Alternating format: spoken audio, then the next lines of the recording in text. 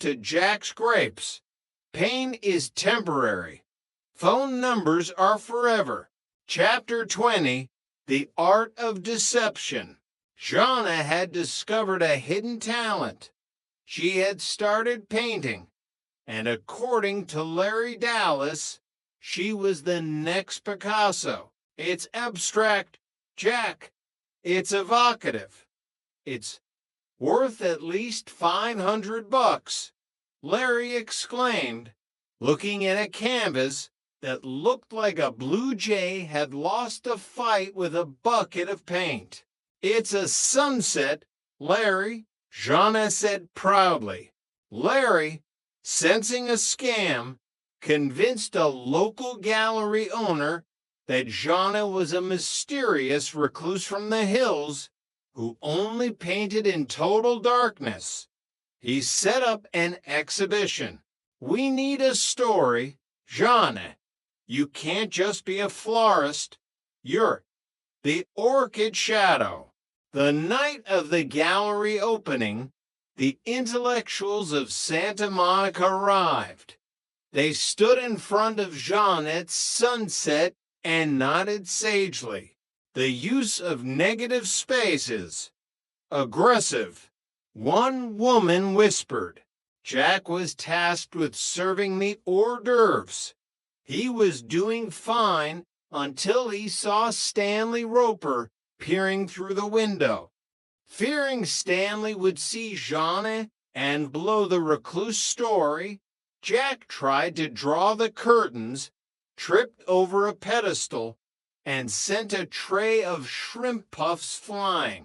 One shrimp puff landed perfectly in the center of a painting titled Silence. My God! A critic gasped.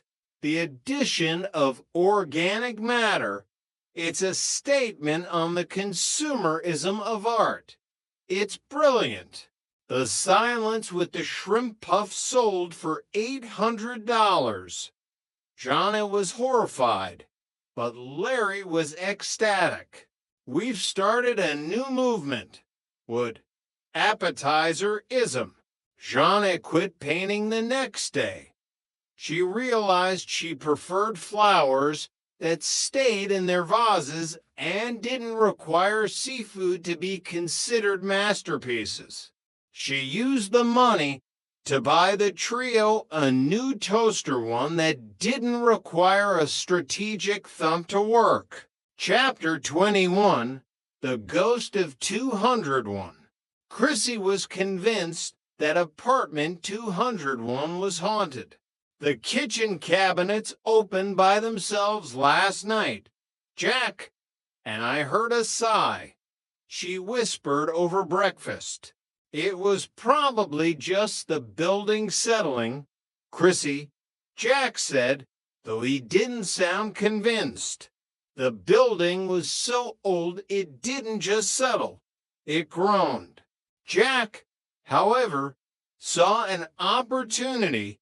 He was supposed to go on a double date with Larry and his sisters who were obsessed with traditional family values. Jack knew that if he went, the gay lie would be under serious threat. I can't go. Larry, the ghost is acting up. I have to stay here and protect the girls. A ghost? Tripper, you've been eating too much of your own cooking. Larry scoffed. Jack decided to lean into the haunting. He rigged the living room with fishing line and hidden speakers. That night, as Larry and the sisters arrived, a cold, drafty open window blew through the room. A ghostly ooh echoed from the bathroom. What was that? One of the sisters gasped. The ghost of apartment 201. Jack shouted, pulling a string. A white sheet Chrissy's laundry flew across the room. The sisters fled. Larry stood there, looking unimpressed. Nice sheet, Jack. It's got a property of holiday in stamp on it. The plan worked, but there was a catch. Stanley Roper had heard the screaming and came up with a baseball bat. A ghost, huh?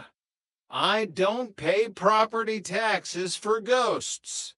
Stanley spent the night in their living room with his bat, waiting for the phantom. Every time Jack tried to move to reset his traps, Stanley would swing. I think I hit it. Helen, I heard a tripper-like grunt. Jack ended up with a bruised shin and a week of ghost-busting duty with Stanley. He eventually exorcised the spirit by pouring a bottle of Vigor Life down the drain. The ghost couldn't handle the blue dye. Mr. Roper, it's moved to the building next door. Chapter 22. The Double Date Dilemma. Larry Dallas was back with another bulletproof plan. He had met two sisters, the Holloway twins, who were heirs to a small dry cleaning empire. One for me and one for you. Jack, it's perfect. Larry beamed, adjusting his gold medallions. They're high class, sophisticated, and they love a man with a steady hand. Steady hand. Larry, I'm currently recovering from a wrestling match with a vacuum cleaner, Jack said, pointing to a bandage on his thumb. The date was set at the Azure Room, a restaurant so expensive they didn't put prices on the menu, they just scanned your credit card at the door. Jack spent 3 hours trying to iron his one decent shirt, while Chrissy and Jana critiqued his cologne choice. You smell like a pine forest after a fire, Jack, Jana noted. It's midnight musk. Larry says it's irresistible. The date started off well. The Holloway twins were indeed sophisticated, though they spent the first hour discussing the merits of starch over steam. Jack was doing his best to look sophisticated until the soup arrived. He was halfway through a bowl of chilled gazpacho when he saw a familiar face across the room. It was Stanley Roper, wearing a tuxedo that looked like it had been salvaged from a cruise ship sinking in 1962.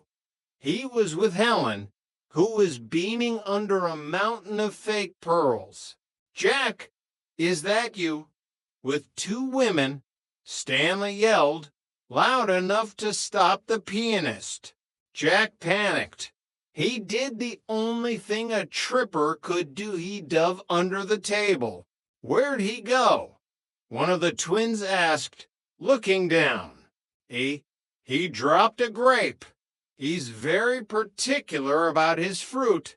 Larry lied, kicking Jack under the table.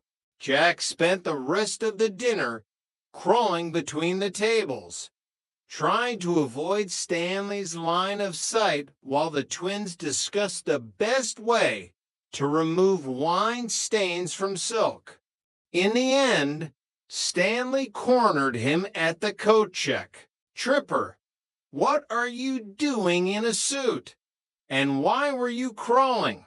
It's a new form of exercise, Mr. Roper. Gala crawling. Very exclusive. Stanley was skeptical, but Helen's insistence on seeing the dessert cart saved Jack. He escaped into the night, realizing that while Larry's dates might have money, they didn't have the excitement of apartment 201. Chapter 23. Larry's Lucky Lottery. Larry Dallas arrived at apartment 201 with a look of pure, unadulterated joy. He was waving a small piece of paper as if it were the Magna Carta. We're rich, Jack. $5,000. I won the state lottery. 5,000? Larry, That's almost enough to pay your bar tab at the Beagle." Jack laughed. Larry and